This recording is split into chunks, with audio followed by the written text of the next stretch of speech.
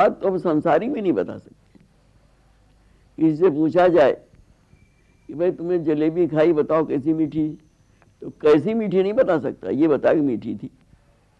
फिर प्रेम का स्वाद तो दिव्य है, प्रेम का स्वाद कैसे बताएगा? तो बोले गुण रहितम। जो प्रेम है वो त्रिगुणातीत अवस्था है। अगर किसी गुण में प्रेम हुआ, सतोगुण में हुआ, रजोगुण तमोगुण, प्रेम नहीं कहलाता, गुण रहितम। और कामना रहितम, जो शुद्ध प्रेम है उसमें किसी प्रकार की कामना नहीं होती। अगर कामना है तो प्रिय के सुख की कामना है। राजी रहो हंसो ही मुख सो, और कुछ नहीं चाहिए, ये कामना तो है, और कोई कामना नहीं। तो प्रेम जो है उसका स्वरूप जो है विलक्षण है। प्रत्येक क्षण वर्धमानम, हर समय बढ़ता है। अविच्छिन्नम, कभी टूटने वाला नहीं। सूक्ष्मतरम, सूक्ष्मतरम, सूक्ष्माति सूक्ष्म है।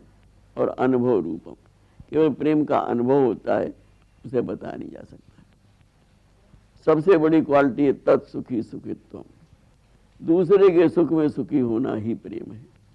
अब ये लक्षण जहां पर हैं वहां तो माना जाएगा कि प्रेम है, और ये लक्षण नहीं है तो प्रेम नहीं माना जा सकता। रसिकजन कहते हैं कि ऐसो प्रेम उपजी है जब ही, ये तो ध्रुव बात बनेगी तब। प्रेम तो है तुम्हारे अंदर, लेकिन जब तक ऐसा प्रेम नहीं उपजेगा तब तक बात नहीं बनी। कैसा प्रेम?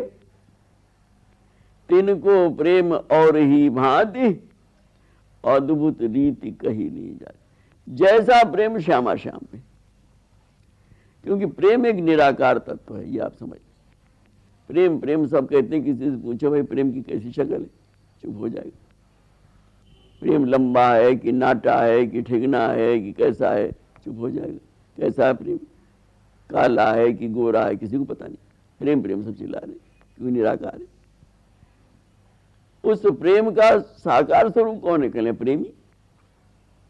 जैसा प्रेमी होगा वैसे प्रेम होगा।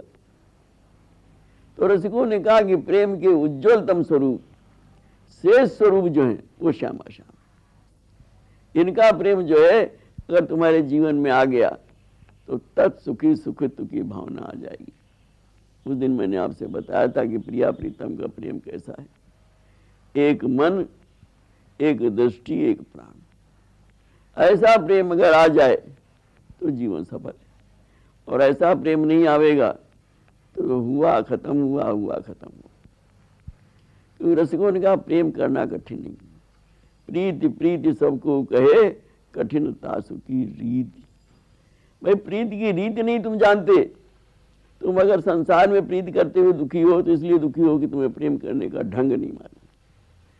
प्रीति की रीति जिस दिन जान जाओगे उस दिन वे आप लिविंग सीख जाओगे।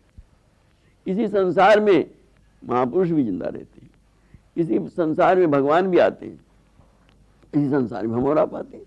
हम और आप 24 घंटे दुखी, संत और महापुरुष और भगवान जो है 24 घंटे सुखी। क्यों?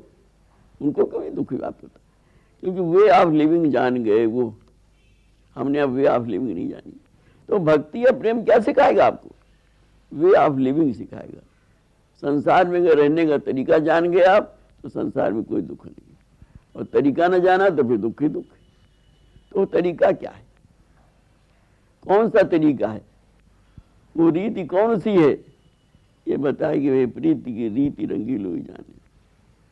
ये प्रेम नहीं, मन पंछी तब लग उड़े विषय वासना माही, प्रेम बाज की झपट में जब लगायो नाही।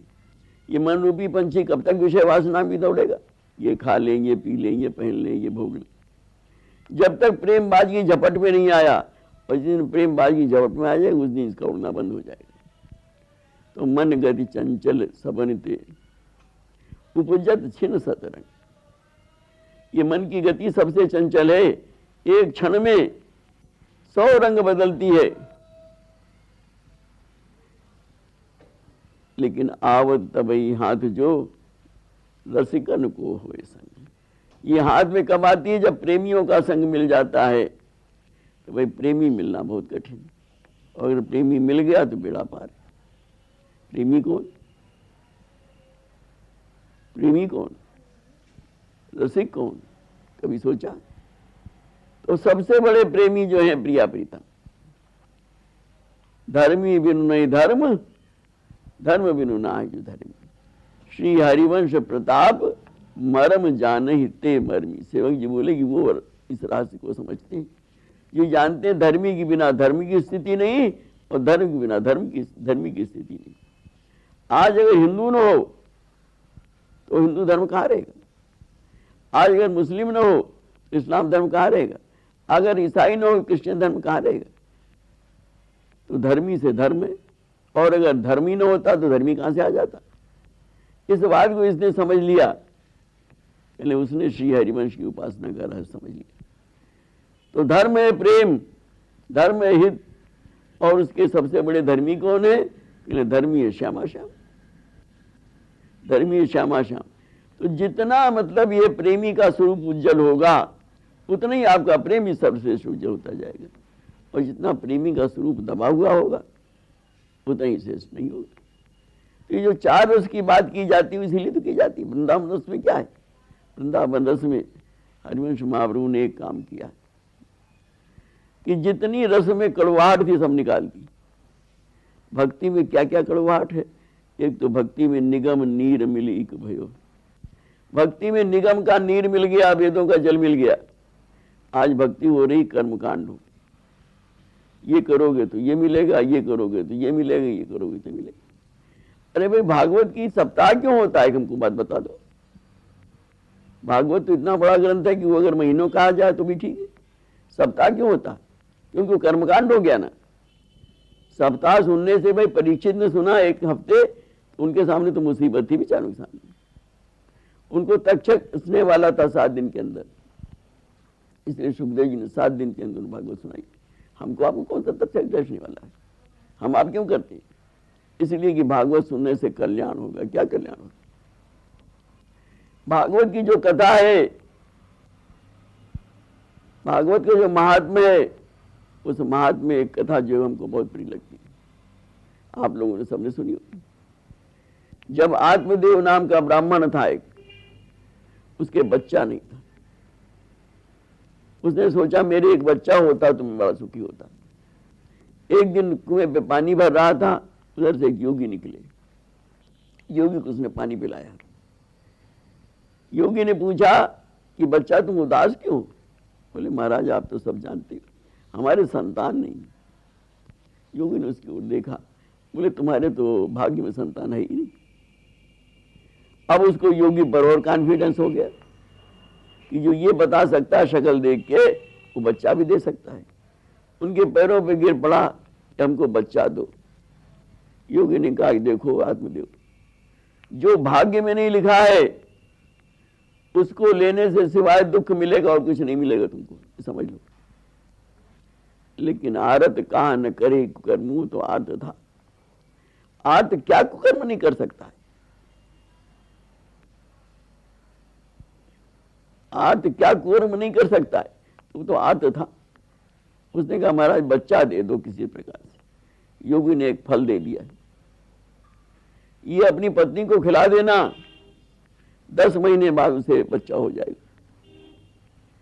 अब जब फल लेके आया, देखिए भाग्य का विधान बड़ा कठिन होता है। पत्नी का मन बदल गया।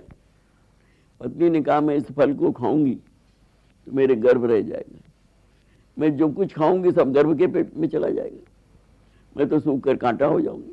10 महीने तक मेरी हालत रहेगी, मैं तो फल नहीं खाऊंगी। जो पति पत्नी एक बच्चे के लिए व्याकुल थे, उनकी बुद्धि बदल गई। एक पुंशली स्त्री थी, पुंशली माने आवारा, एक आवारा औरत थी, वो की ब्राह्मणी की मित्र थी।